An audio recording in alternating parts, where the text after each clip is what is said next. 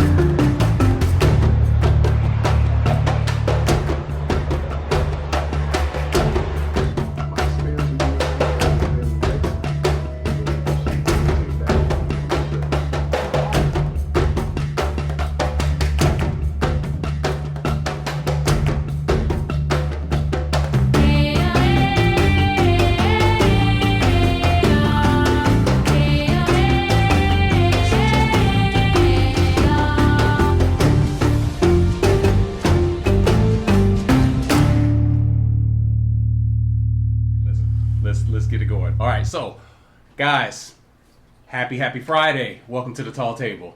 I'm Ray. I'm DJ Zion 7. Dayron. And I'm Mike. And we just came back from seeing the movie The Lion King. And what did everybody think? The circle of life. Yes, you know. Okay, Ray is signed, so he's got something to say. No, mine is a little bit more personal. It was bittersweet because with me, I think. Let me just stick to the conversation that we're at right now. Did I like the movie? I love the movie. I know one of the questions was, should they have done a remake of it? I absolutely believe with all of the animation that they did with it now, bringing it current, it was a great movie. Now, on the flip end, why the side came in is because that was the last movie that I went to go see with my girls. So therefore, I haven't seen them in a little bit of time. So therefore, heartstrings hit on certain parts at that point. So, but at the end with me, I love the movie. I think the voices of Beyonce, with her playing Nala, that was a great pick for that. I believe that everyone that they basically cast for the I thought voices, the casting was very well done. Yes, the biggest one that I was most concerned about, which was my favorite, was Rafiki, which was the monkey, and he would play, as we all know, was played by Robert Guillaume. Robert Guillaume, and if you don't know who Robert Guillaume is, he's the gentleman that played Benson and certain other characters, but he did not play it, so he had a very much a profound voice. So I was just like, how are they going to make this work? I thought they handled it really well. Yeah, they did. They absolutely did. I like the Pumbaa voice. Was it Seth Rogen? Yes. Yeah. I thought that was hilarious. He started cracking up midway when he was singing the one song. You could hear it. It's like his voice started cracking when he was singing the Owim Bawe. And he started laughing through it, and I was like, ah. I mean, a question I want to ask and I'll kind of throw some questions out to everyone, being that you're the music tycoon. How do you feel about the soundtrack? Some of the music that you got from in the music, because there was a couple Beyonce songs that were in there that they did throw in. So how did you feel about the soundtrack of the night? Well, I'm kind of glad you brought it up because we put together some questions before we saw the movie, and that's one of the questions. Okay. Excuse me.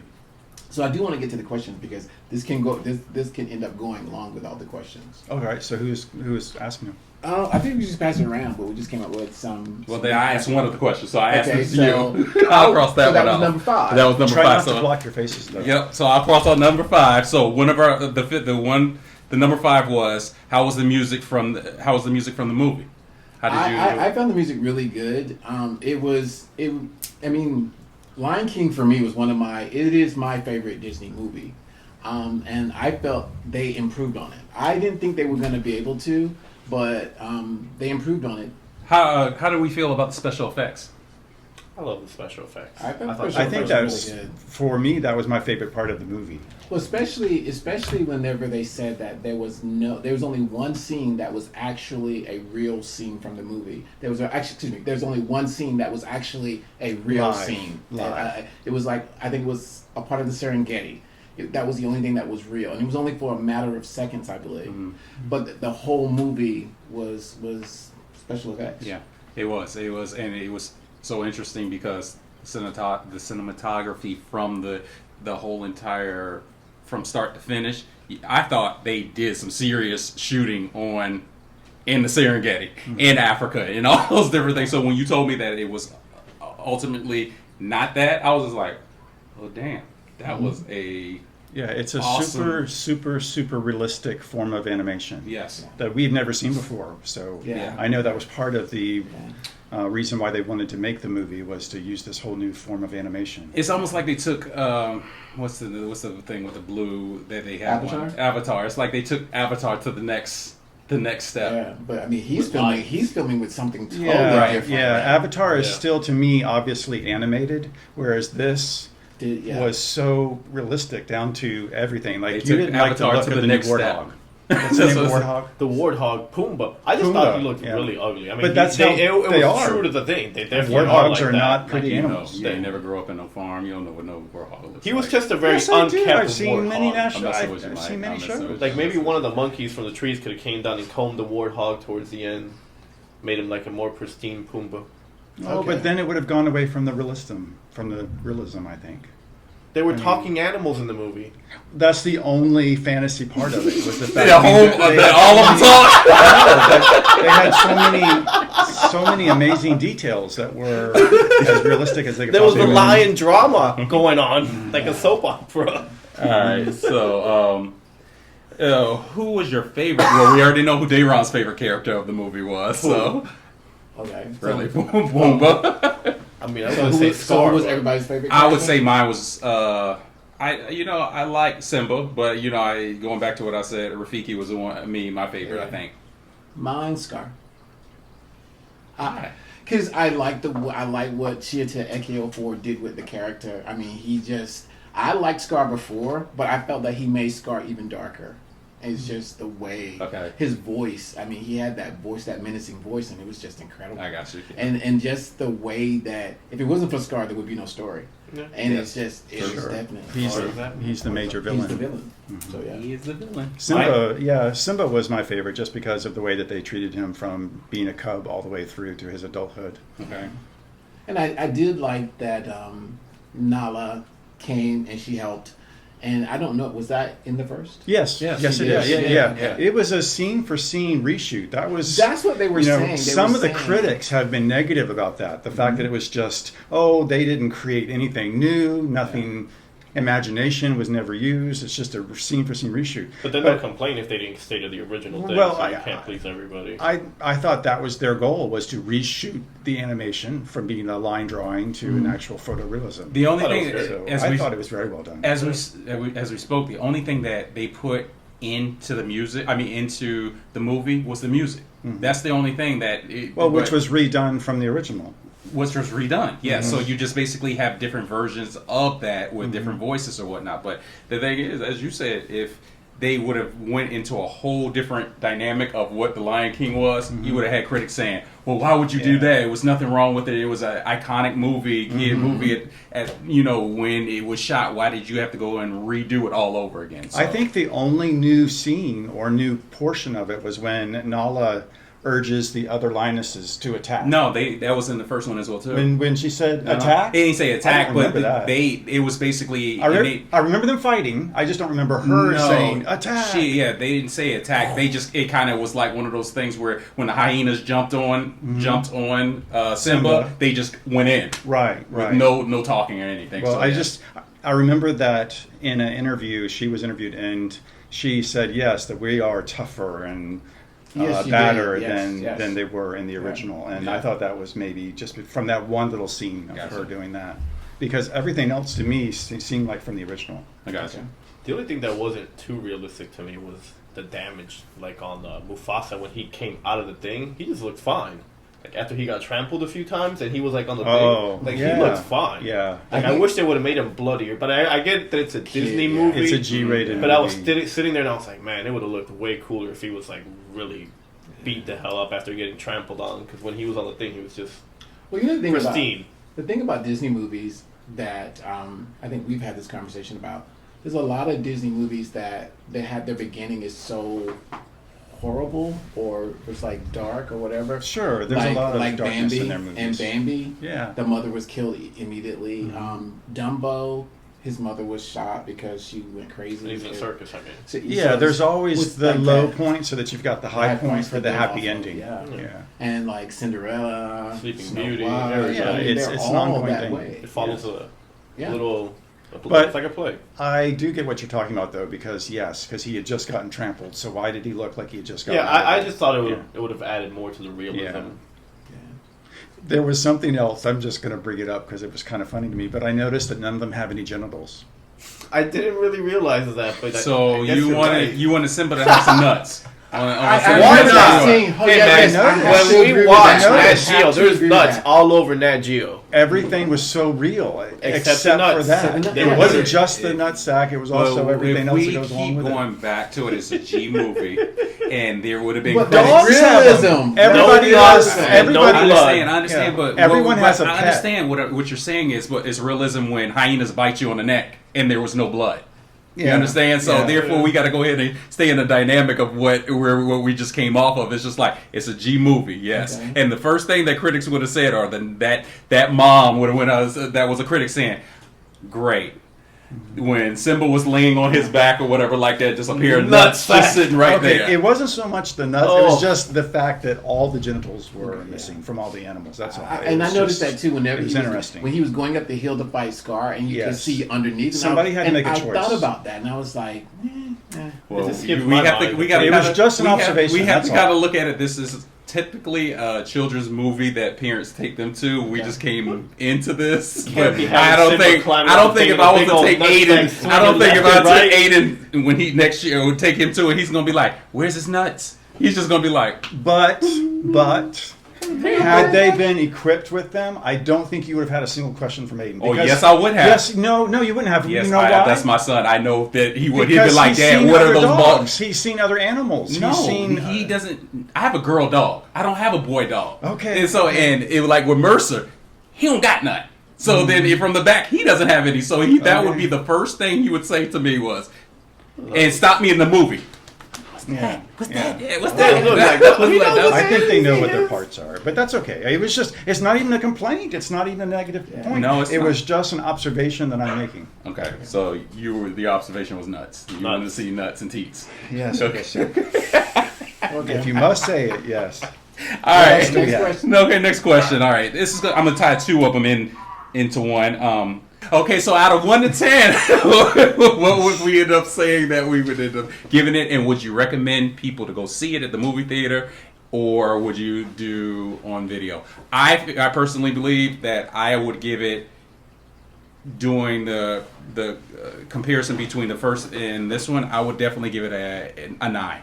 I liked it that much. And then and with me giving it a 9, would I recommend people to go see it? Absolutely, because we did 4D once again, so then we got the whole component of all of the sensory stuff with water shooting at you, the chairs moving and all that great stuff. But even if you don't have a 4D, 3D or anything else, you would still have a good time. 3D. I think you want to see it in 3D. Yeah. It smelled like cereal. Did it smell like cereal to anybody else when you were in the movie theater? Like during maybe you were hungry. No, like during the scenes where you're going through the thing, because you said 4D, it smelled like Trix cereal. Like they tried to mimic the thing, and to me, it smelled like Trix cereal. Okay. Maybe it's just me. I have to say, I didn't notice it.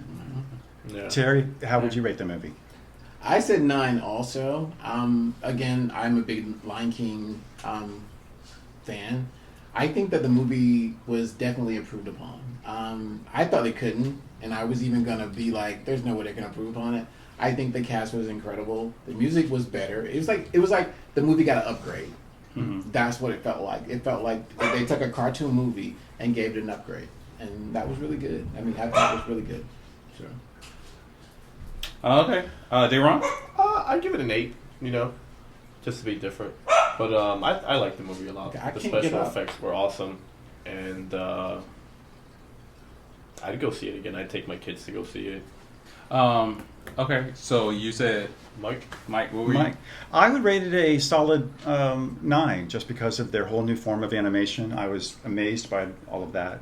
To me, it was equal to the original. To me, it wasn't honestly better, although that's my opinion, Okay. my personal opinion. The other one was a 9 or a 10 to me also. So to say that it was improved was a little hard. I don't even know that I enjoyed all of the music more in this movie than I did the original movie. But again, that's just my own opinion. I'll tell you what my big pigs was. The voice for adult Simba in the cartoon was a white actor. This was, to me, this was more, it's like Black Pantherish. It was, the cast was perfectly the way it was supposed to be. And I thought the mature African-American voice of Donald Glover was just really great. I mean, you had two, I mean, I don't even think Nala was white from the cartoon, wasn't she? Yes, she was white from the cartoon. Yes. Yeah. So I She just was. felt like, yeah. All right, so I mean, being that you said that, it kind of goes it's going to feed into this next question. Which version do you prefer better or ideal for yourself? Like I said, we'll go with Mike, being that he said he made the comparison between the two. So which one? I'm which going to version- restate what I said earlier, and that is to me that they were both equal. I don't really have a preference for one over the other. Although I must have to say that my gut right now is leaning towards the original. There is one. Okay. Yeah. All right, Deron. I like them both. You know, I wouldn't really have a preference either. I like the new one because of the graphics. I would just see them both. I have to say, I choose the new one because of, again, I feel like it was improved upon. I like the fact that the cast was all African American where it needed to be, and I felt like that's what was missing in the original. I'm gonna go with the first, just for the simple fact of it was the first one, so it gave us a storyline that we can fall in love with. To then go ahead and cast the characters that they do have now, you know, because if there wasn't the lions, if there wasn't Scar and stuff, it wouldn't be anything that it is today. So I feel as if, you know, with me, the first one definitely was iconic with how they basically captioned every animal that they did during that time, the storyline, how the dad died and all that good stuff. If it would, I mean, that's just me. That's where I kind of look at it as. So I would go definitely with the first. Yeah, that's a tough question. Yeah, it is. How about that? I wrote that one down. All right. We kind of answered, does it live up to the hype? I believe that was one of those that we did. Does the movie live up to its hype? I think it's going to do really well at the box office, for I sure. think so too. The day when we went, the theater, and this was at 2 o'clock, the theater was pretty much packed. I think it's going to have a really big, strong African American following. Yeah, because this was the middle of the day. This was the middle of the day, Yeah. and it was like, I've never seen our theater, with the exception of Endgame. Yes, that one was sold out. Yes, that it was packed. So I think it would be as big as Black Panther, because I feel like it's going to draw a lot of African Americans out to the theater, because that's what was happening today at 2 o'clock in the afternoon. So I really do hope that this movie does do very well. It's funny because I'm new to Orlando, so the only time that I've gone to the movies is when we kind of all gone, and I've never seen the ethnic background that I saw with African American in any of the movies, whether we went on Saturdays in the early afternoon or in the afternoon or in the evening. Never seen that. I was just like, wow, okay. So I feel as if that it's going to have a huge weekend with African American, with Hispanic, because the thing about it is you have profound people playing those characters. Yes. And you know, as it is, they come out and support. Yeah. And with a lot of the things that have been going on social media, like number one, the Ariel is a black girl that's playing that, and there's a lot of people giving a lot of backlash from that, because it should not be. Ariel was never black, but guess what? Nala was never black. So therefore, it's just Well, I like think it's this. going to be more than just the black. I think it's going to be a generational movie too, because we had a lot of older people that were there today too. Oh, sure. And then there's people who've never seen the original. And then you have the kids, and then you're going to have, like, again, Beyonce has a beehive following. I feel like they're going to be there. So I just feel like it's going to be a really, really big box office draw probably this weekend. I don't think anything's going to top it this weekend.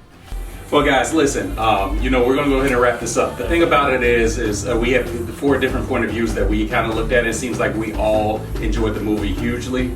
If you can go to 4D, please do. If worst case scenario, 3D, so that way you can definitely get that experience without a shadow of a doubt. It lived up to the first one. I know sometimes we feel that it's some fall off between the two, but it really, really did live up to that. So, with that being said, guys, we enjoyed you guys listening to us. Please subscribe, please like, comment, all of those different things. Check back in. Let us know about how you felt about the movie. Definitely. So with that being said, I'm gonna start it off. Live Your best life. We got it somewhere, but guys, thank you again for everything. See you. See you. Bye-bye.